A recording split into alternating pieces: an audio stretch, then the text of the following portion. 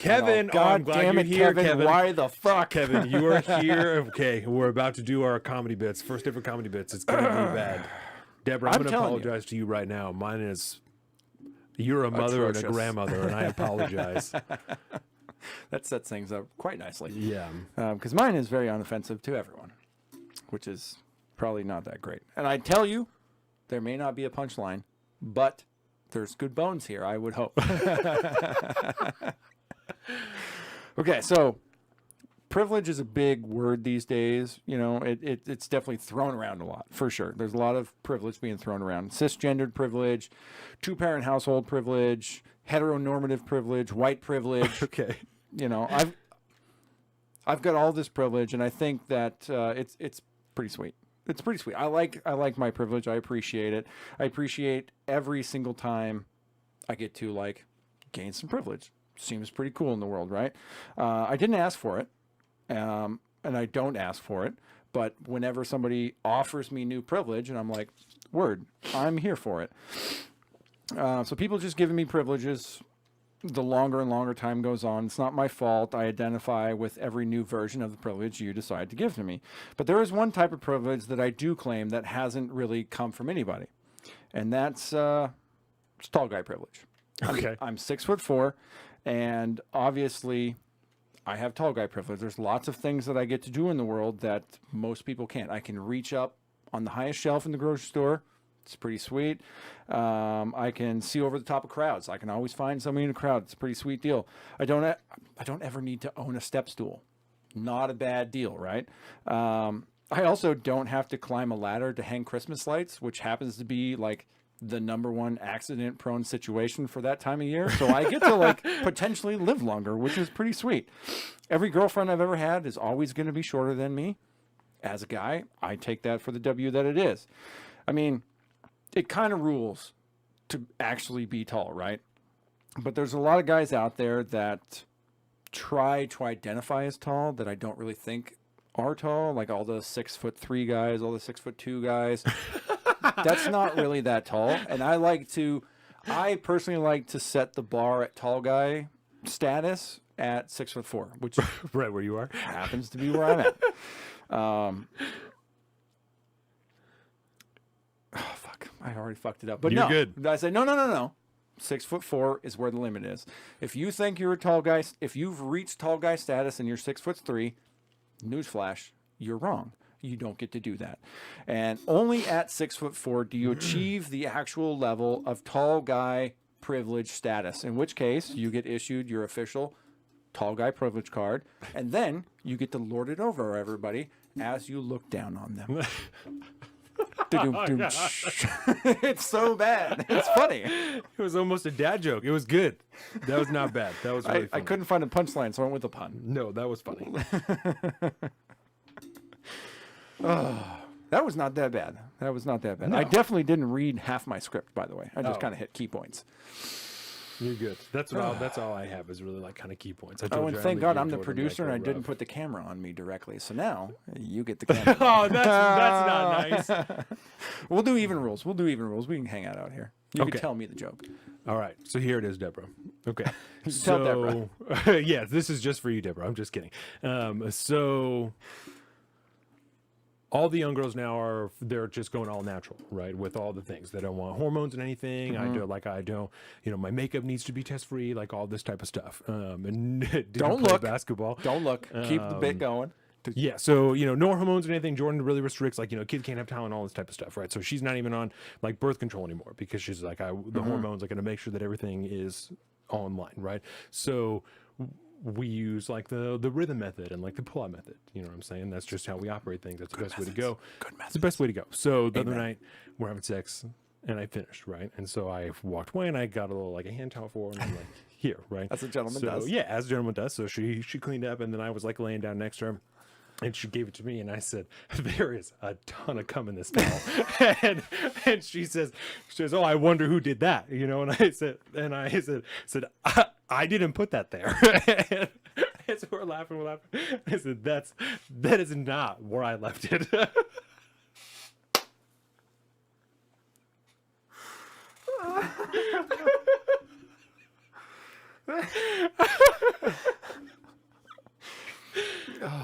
No, sir, but gravity does the work. Jesus Christ. Oh my God. I like yours better than mine, to be perfectly honest. It was great. And yeah, Deborah, I almost put in a line about basketball. It just seemed too easy. Oh my God. All right, so let's recap. Yeah. Talk to me, and then I'll talk to you. It was not bad. I think it was longer than I expected, but I wasn't like this is very long. Like, so no, It didn't start out with privilege. It came partway through the tall guy stuff, and I was like, Yeah. we gotta factor in some stuff here. That's it. That's what it was. A short bit, Deborah. That's it. It was a short all I got. situation. Well, That's that's all it that's a was. true story. That's a true story. That really happened, and it happened. And then Jordan, it was just the other day, and so she's like, "You have to write your bit on that." And I was like, "Oh, that would be so funny." And she said, "I dare you to do it." And I was like, "Oh, Okay. I think I'm going to do it." It's my show. It's my show. I'm gonna do it. I Anyway. didn't think of anything better throughout the day. I'd tell another story. When Trent and I met, Trent and I are best friends, because this is the other. I thought about doing this one, and then this shit happened with Jordan. I was like, "That's way too funny not to do." It is pretty funny. And, That's not where I put that. Yeah, and we're laughing, and I said, "I did not put that there," or "That's not where I lived." Oh, it was hilarious. Yeah, it was very, very funny. And so when I met Trenton, we became best friends in the 8th grade, and we had science class together. He walked up to my desk, and he put his balls on the corner of my desk. As one He does. didn't take them out; they were still in his pants. But just set them lifted up them there. and set them on there. And he said, "What's up, bitch?" And so that's what it became. And his deal, he's always done stuff like that. You know, she's like, "Guess you had to be there." I thought that was pretty funny. I think I've had so many similar situations that I'm like, word. Yeah, I don't know. That's all right, Deborah. Maybe you Deborah already said she's older than dirt. So maybe she you just- thought the Collins was funnier. she's too she's too squared away of a woman. You know, she doesn't appreciate your grotesque sense of humor. I apologized before I did it. So Trenton's always been in that type of humor, like showing his dick to people and stuff. Not like gratuitously, but Jackass level he'll style, do it, you right? know. And so He'll do it. we were seniors, and we only had one class together senior year, and it was the first period, so it's fucking 6 a.m. You know, and we're sitting around this table together. That was like. It was a square table, 2 on each side. Trent and I are sitting on one side, and there's another kid named Jacob that's sitting next to Trent on the other side. And Trent is giving Jacob this just the weirdest fucking look. You Pause know? button. Trent's giving him the weirdest fucking look. Yeah. In the chat, if you're still here, chat 1 if I had the better joke, chat 2 if Donovan had the better joke. Let's There you go. go. Let's see what happens. So Trent's giving Jacob a super weird look, and I've been best friends with him for a while, and so I don't know what's happening, but Jesus. so he knows the struggle of the privilege. So I don't know. Colin's joke was offensive. As someone who's 6'2" offended me, I need a safe space now. That's awesome. I pissed off all the short people in the world. 2. That's 1 point for me. I think Deborah might be in line for you. She didn't think that was very funny. So I can tell that Trent's doing something, but Yeah. I don't know what he's doing, you know? But he's up to no good. And whatever it is, I know that I don't want fucking no part of it. So I'm not even looking at him. I'm just doing my thing. I'm writing something, and he's sitting next to me. I can see that because I can see his hands moving too, you know? So I'm like, I don't even want to know what he's doing. And he's looking at Jacob, and Jacob finally like, why are you looking at me like that? Like, what are you doing? You know, you going can on see that here? he's moving his hands too. And so Trent like kind of looks under the table, you know, he like peeks like this, and he looks at Jacob. Does this. So Jacob looks at the table, and Trent slipped his dick out of the leg of his basketball shorts, and is just looking Jacob in the eye. Yes. Jacob says, "Oh!" He starts laughing. I said, "What happened? What happened?" He's got his fucking dick out. Oh God! Have I told you about the time? Again, we're going back to my first ship. Every story this time. On the ships, right? We get these movies brought in that are old school, like film rolls Right. that they play on the mess Proper deck all reel. the time, proper reels.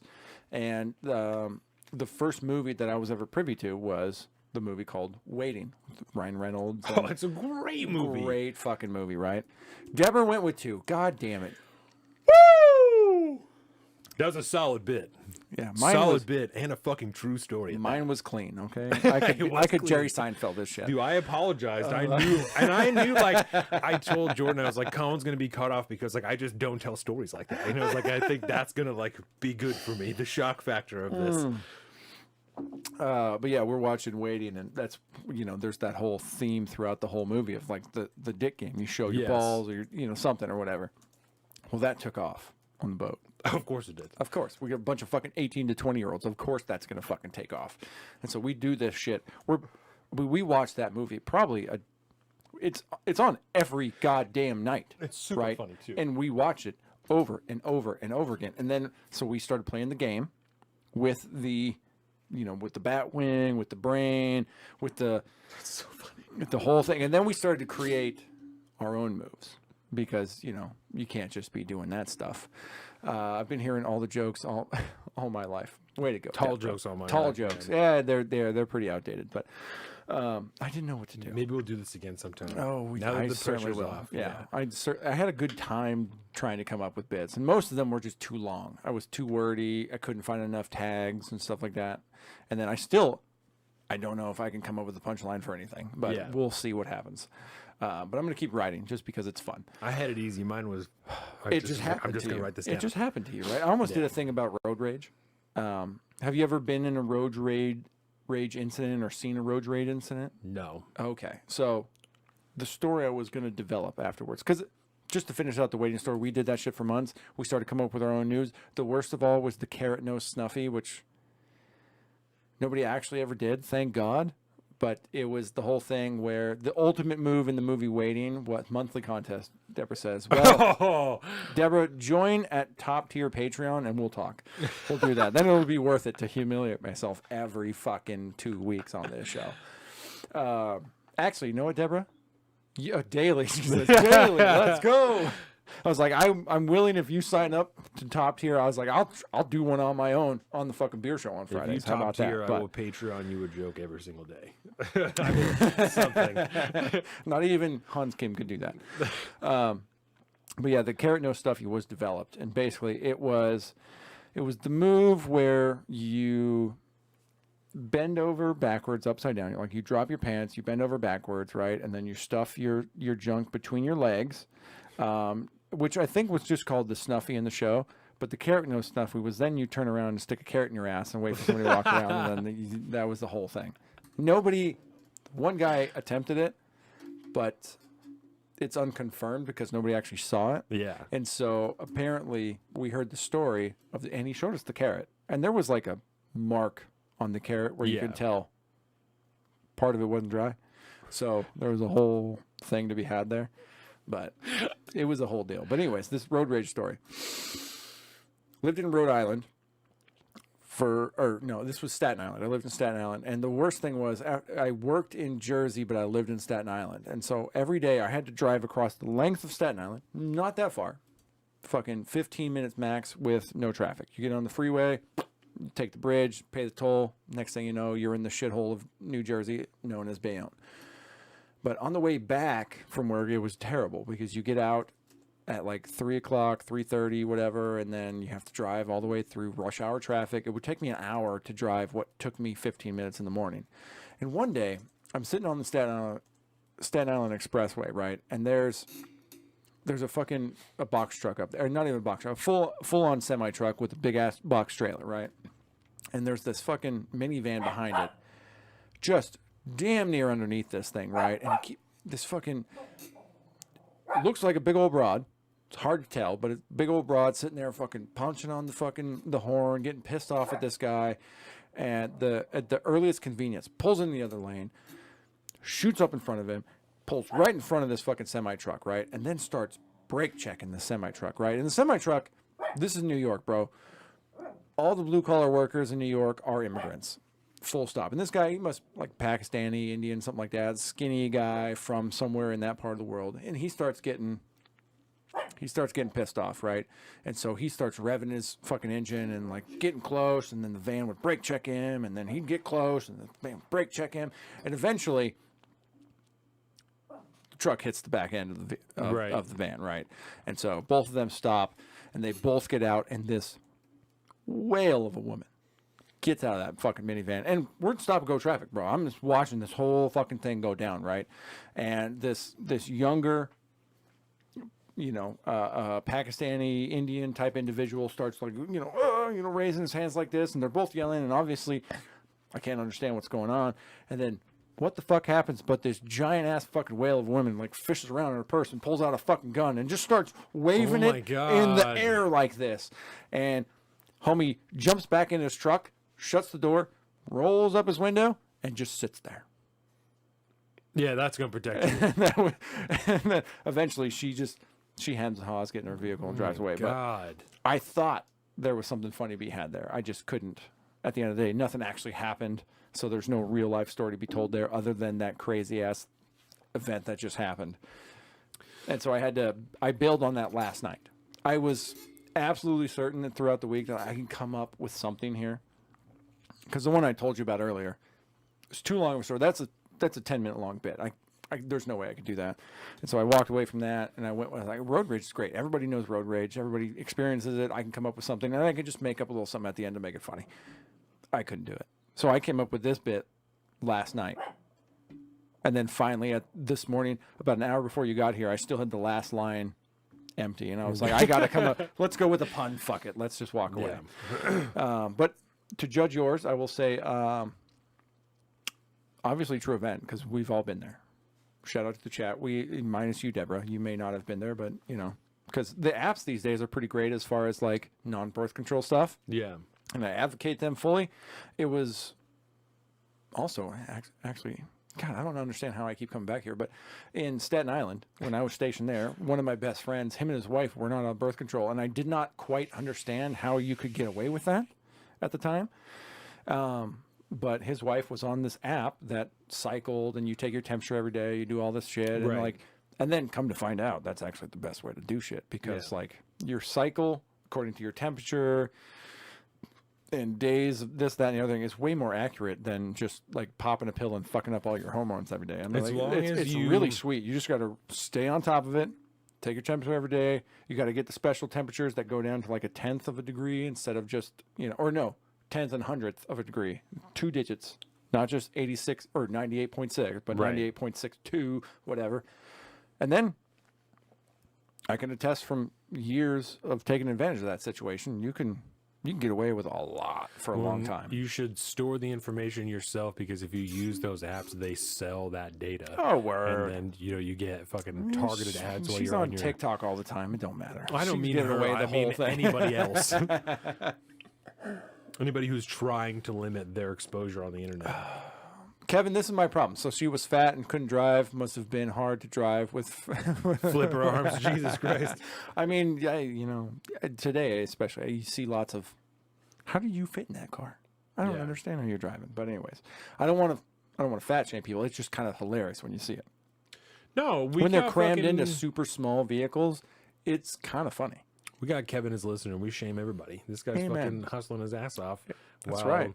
While the powers that be are out there like, no, we should accept people for, fuck you. Healthy at every size and shit. And Kevin's like, I'll die if I don't lose weight. Like, exactly. I can't get the surgeries I need. I go with the Japanese model, man. In Japan, I follow a bunch of them Japan vloggers and stuff like that. Shout out Kevin Garcia. You're What's a baller. Up, that guy? Champion. It's a whole deal over there, man. If you're a little chubby, the entirety of society is going to comment on like, oh, you're like a little sick. I don't know about all that, like it's a whole, and it keeps people fucking healthy. That's all I'm saying. I bet it keeps people I'm skinny. down with body shaming. That's all. Yeah.